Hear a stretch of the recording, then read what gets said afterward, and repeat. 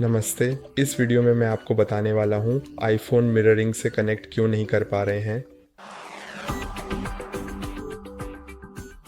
आपके iPhone mirroring में समस्या होने के कई अलग अलग कारण हो सकते हैं। जब आप अपने आईफोन को अपने मैक से कनेक्ट नहीं कर पा रहे हैं, इस फीचर का उपयोग करने के लिए पहला सबसे महत्वपूर्ण कारण यह है कि आप यूरोपीय संघ या चीन में हो सकते हैं और इन क्षेत्रों में आप आईफोन मिररिंग का उपयोग नहीं कर सकते। आप इसे बाईपास कर सकते हैं। यदि आप एक एप्पल अकाउंट में साइन इन करते हैं जिसका ऐप स्टोर क्षेत्र अमेरिका में सेट है, लेकिन अगर आपका ऐप स्टोर क्षेत्र सेट है, यदि आप यूरोपीय संघ के किसी भी देश इन या चीन में हैं, तो आप आईफोन मिररिंग से कनेक्ट नहीं कर पाएंगे। यह भविष्य में हल किया जा सकता है और भविष्य में आप सक्षम हो सकते हैं, लेकिन अभी के लिए यह संभव नहीं है।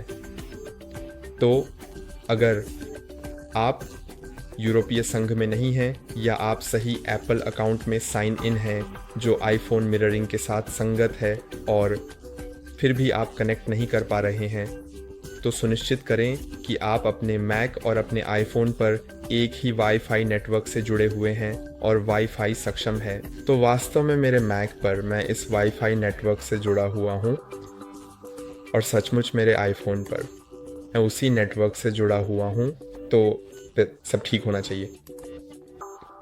फिर ब्लूटूथ आपके आईफोन पर सक्षम होना चाहिए और जब आप यहाँ वाईफाई सेटिंग्स में जाते हैं या बस अपने मैक पर सेटिंग्स में जाते हैं, तो ब्लूटूथ को खोजें, सुनिश्चित करें कि वह भी सक्षम है और फिर यह भी सुनिश्चित करें कि आप दोनों डिवाइस पर एक ही एप्पल अकाउंट में साइन इन हैं।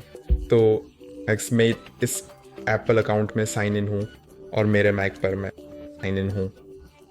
यह की इसमें की शामिल है, तो सही होना चाहिए। और जब यह अभी भी आपके लिए काम नहीं करता है, तो इसे हल करने के लिए आपके पास केवल दो तरीके हैं। या तो ऊपर की बार में आईफोन मिररिंग पर क्लिक करें, फिर सेटिंग्स, फिर एक्सेस रद्द करें और फिर आपको इसे फिर से सेटअप करना होगा जारी रखने पर क्लिक करके। फिर अपने आईफोन पर अपना पासवर्ड डालें, फिर अनुमति पर क्लिक करें और शुरू करें, और यह मेरे लिए ऐसे ही काम करता है।